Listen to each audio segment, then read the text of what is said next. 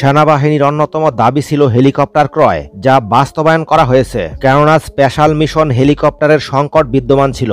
ये बांग्लादेश की आर्मी की बड़ी कामयाबी है कि बांग्लादेश के अंदर भी एयरक्राफ्ट बनाए जा रहे हैं।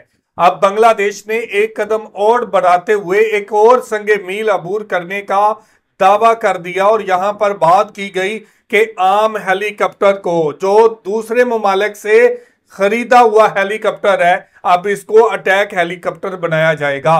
इसके अंदर जदीद किस्म की टेक्नोलॉजी इस्तेमाल की जाएगी और बांग्लादेश का ये अटैक हेलीकॉप्टर कुकी चीन नेशनल आर्मी के खिलाफ, बांग्लादेश के अंदर बदअमनी फैलाने वाले अनासर के खिलाफ इस्तेमाल किया जाएगा। पहाड़ों के अंदर छुपे बांग्लादेश के दुश्मन के खिलाफ इस्तेमाल किया जाएगा। तो ये बांग्लादेश की बड़ी कामयाबी है कि बांग्लादेश अब आम से हेलीकॉप्टर को भी अटैक हेलीकॉप्टर में कन्वर्ट करने जा रहा है। तो ये बांग्लादेश की फजाइया की बड़ी कामयाबी है। तो आज इसी हवाले से वीडियो है। वीडियो की तरफ बढ़ने से पहले आप दोस्तों से गुजारिश है, अगर आप चैनल पे नए हैं तो चैनल को सब्सक्राइब करें, साथ बने बेल आइकॉन को भी दबाएं ताकि आपको वीडियो का नोटिफिकेशन सबसे पहले मिलता रहे। चलें वीडियो शुरू करते हैं जी। 1 2 3। সেনাবাহিনীর অন্যতম দাবি ছিল হেলিকপ্টার ক্রয়, যা বাস্তবায়ন করা হয়েছে, কেননা স্পেশাল মিশন হেলিকপ্টারের সংকট বিদ্যমান ছিল, যে কারণে পার্বত্য অঞ্চলে মিশন পরিচালনা করতে হিমশিম খাচ্ছিল।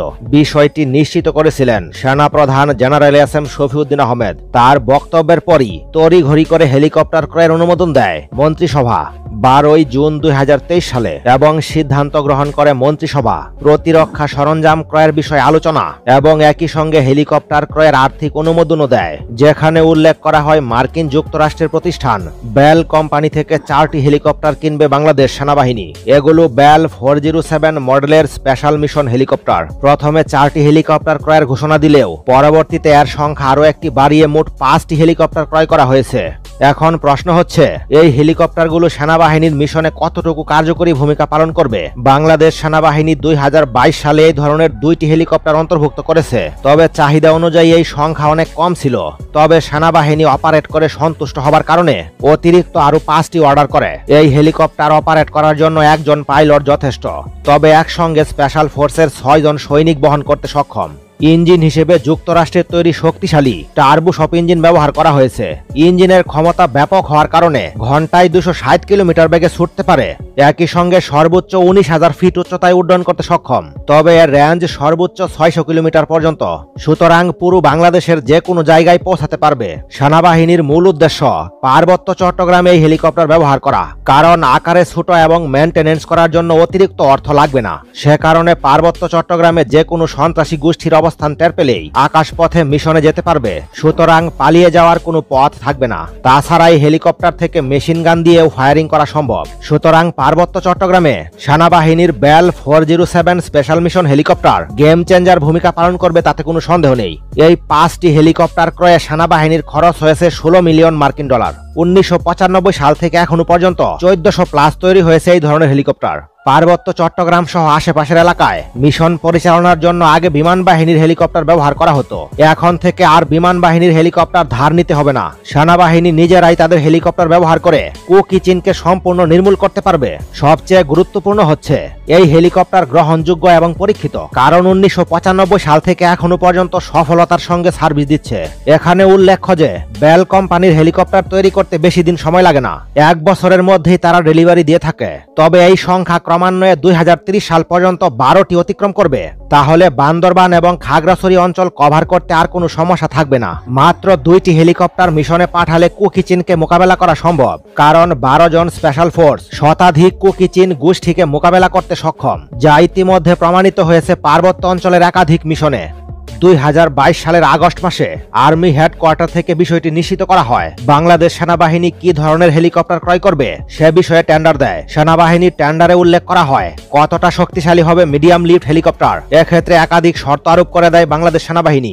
আর্মি হেডকোয়ার্টার থেকে উল্লেখ করা হয় 2022-23 অর্থ বছরের মধ্যে টেন্ডারে অংশগ্রহণ করতে পারবে শুধুমাত্র এক ক্যাটাগরির দেশগুলো, অর্থাৎ পশ্চিমা দেশগুলো থেকে হেলিকপ্টার ক্রয়ের ঘোষণা করেছিল। সুতরাং ইটালি, ফ্রান্স অথবা মার্কিন যুক্তরাষ্ট্র থেকে ক্রয় করবে বাংলাদেশ সেনাবাহিনীর চাহিদা টেন্ডারে উল্লেখ করা হয়। যদি কোনো প্রতিষ্ঠান শর্ত পালন করতে ব্যর্থ হয় তাহলে তাদের টেন্ডার বাতিল হবে। বাংলাদেশ সেনাবাহিনীর অন্যতম শর্ত সর্বমোট 16 জন প্যাসেঞ্জার বহনে সক্ষম হতে হবে, অর্থাৎ স্পেশাল মিশনের জন্য এই হেলিকপ্টার ব্যবহার করবে বাংলাদেশ সেনাবাহিনী। হেলিকপ্টারের ইঞ্জিন হবে 2টি, কমপক্ষে 900 হর্স পাওয়ার শক্তি উৎপাদন করবে, একটানা 3 ঘন্টা আকাশে উঠতে সক্ষম হবে। এছাড়াও 600 কিলোমিটার একটানা উড্ডয়ন করতে পারবে। সেক্ষেত্রে বাংলাদেশের টেকনাফ থেকে তেতুলিয়া পর্যন্ত পৌঁছাতে পারবে। হেলিকপ্টারকে কমপক্ষে 1600 কেজি পর্যন্ত ওজন বহন করতে হবে। এছাড়াও ককপিট হতে হবে গ্লাস ককপিট, ফলে পাইলটের পক্ষে নিয়ন্ত্রণ করা সহজ হবে। হেলিকপ্টারটি পরিচালনায় কমপক্ষে 2 জন পাইলট প্রয়োজন। এছাড়াও সঙ্গে থাকবে অতিরিক্ত হার্ড পয়েন্ট। মূলত এই কারণে অ্যাটাক হেলিকপ্টারের ভূমিকা পালন করবে। স্পেশাল মিশনের জন্য এই ধরনের মাল্টিরোল হেলিকপ্টার সবচেয়ে বেশি গুরুত্বপূর্ণ। অপরদিকে এয়ারফ্রেম লাইফ টাইম কত বছর হবে তা উল্লেখ করতে বলা হয়, তবে বাংলাদেশ সেনাবাহিনীর চাহিদা কত বছর তা উল্লেখ করা হয়নি, কারণ পশ্চিমা দেশগুলোর হেলিকপ্টার কমপক্ষে 40 বছর অপারেট করা সম্ভব। সুতরাং এই বিষয়ে বাংলাদেশ সেনাবাহিনীর কোনো সমস্যা হওয়ার কথা ছিল না। এছাড়াও আবহাওয়া মনিটরিং সক্ষমতা থাকা বাঞ্ছনীয়। এছাড়াও টেন্ডারে উল্লেখ করা হয় নাইট ভিশন সক্ষমতা লাগবে। স্পেশাল মিশন পরিচালনা করার জন্য হেলিকপ্টার ক্রয় করলে অবশ্যই রাতে মিশন পরিচালনা করতে হবে। ইতালির অন্তত 2টি মিডিয়াম লিফট হেলিকপ্টার এই টেন্ডারে অংশগ্রহণ করেছিল। এক্ষেত্রে AW139 হেলিকপ্টার অন্যতম। লিওনার্দোর তৈরি এই হেলিকপ্টার বাংলাদেশের সকল চাহিদা পূরণ করতে সক্ষম ছিল, তবে সক্ষমতার দিক থেকে খুব বেশি আধুনিক ছিল না এবং এটির মূল্য ছিল 15 থেকে 16 মিলিয়ন মার্কিন ডলার। ইতালির তৈরি আরও একটি হেলিকপ্টার টেন্ডারে অংশগ্রহণ করেছিল, লিওনার্দোর তৈরি AW149 হেলিকপ্টার। পরিপূর্ণ প্যাকেজ সহ মূল্য 50 থেকে 60 মিলিয়ন মার্কিন ডলার। বেশি মূল্য থাকার কারণে বাংলাদেশ এই হেলিকপ্টারটি ক্রয় করেনি। এই টেন্ডারে ইউরোপীয় দেশ ফ্রান্স অংশগ্রহণ করেছিল। দেশটির একাধিক হেলিকপ্টার থাকলেও M225 হেলিকপ্টার টেন্ডারে অংশগ্রহণ করেছিল। এই হেলিকপ্টারটি বিশ্বে ব্যাপক জনপ্রিয় এবং মূল্য সাশ্রয়ী হওয়ার পাশাপাশি ব্যাপক কার্যকর। বিশ্বের অসংখ্য দেশ এই হেলিকপ্টার ক্রয় করেছে। বাংলাদেশ সেনাবাহিনীর সকল চাহিদা পূরণ করতে সক্ষম ছিল। পরিপূর্ণ প্যাকেজ সহ মূল্য 40 থেকে 50 মিলিয়ন মার্কিন ডলার। এছাড়াও ইউরোপীয় দেশগুলোর আরো 2টি হেলিকপ্টার ছিল যা মূলত হেভিওয়েট ক্যাটাগরির। এগুলো হলো ইতালির AW101 এবং ফরাসি NH90 হেলিকপ্টার। তবে আকাশচুম্বী মূল্য হওয়ার কারণে বাংলাদেশ সেনাবাহিনী এগুলো ক্রয় করেনি। বাংলাদেশ সেনাবাহিনীর টেন্ডার অনুযায়ী সবচেয়ে এগিয়ে ছিল মার্কিন যুক্তরাষ্ট্র। একদিকে মার্কিন যুক্তরাষ্ট্রের সঙ্গে বাংলাদেশের দূরত্ব ক্রমান্বয়ে বেড়েই চলছিল। तो जी व्यूवर, ये थी वीडियो और आपने देखा कि बांग्लादेश की आर्मी किस तरह ताकतवर हो रही है और बांग्लादेश के दुश्मन के खिलाफ अब बड़ा प्लान तैयार किया जा रहा है। बांग्लादेश की फौज अपने दुश्मन के खिलाफ बड़ी कार्रवाई करने जा रही है और ये बांग्लादेश की आर्मी की, बांग्लादेश की फजाइया की बड़ी कामयाबी होगी कि वो अपने मुल्क से अपने उन अनासर को खत्म करेंगे जो दुश्मन है, जो बांग्लादेश की सालमियत के साथ खेलते हैं, जो बांग्लादेशियों के ऊपर हमले करते हैं, जो बांग्लादेश की आर्मी को टारगेट करते हैं। और इनकी पुष्टपनाही कौन करता है? वो करता है जो बांग्लादेश का दुश्मन है। और बांग्लादेश का दुश्मन कौन है? बांग्लादेश के हमसाये। बांग्लादेश के हमसाये कौन है? म्यांमार और भारत। भारत और म्यांमार मिलकर बांग्लादेश के अंदर बदअमनी फैलाने के लिए इन पहाड़ी डाकुओं को, इन कुकी चीन नेशनल आर्मी को, इन बांग्लादेश के बागियों को सपोर्ट करते हैं और वो बांग्लादेश को तोड़ने की बार बार कोशिश करते हैं। बांग्लादेश के अंदर ऐसा माहौल बनाती हैं जिसके बाद वो अपनी मर्जी कर सकें, वो बांग्लादेश के ऊपर प्रेशर डाल सकें, बांग्लादेश के अंदर अपनी बात को मनवा सकें। और हमने देखा कि ऐसा ही होता आया है और ऐसा ही होता हो रहा है।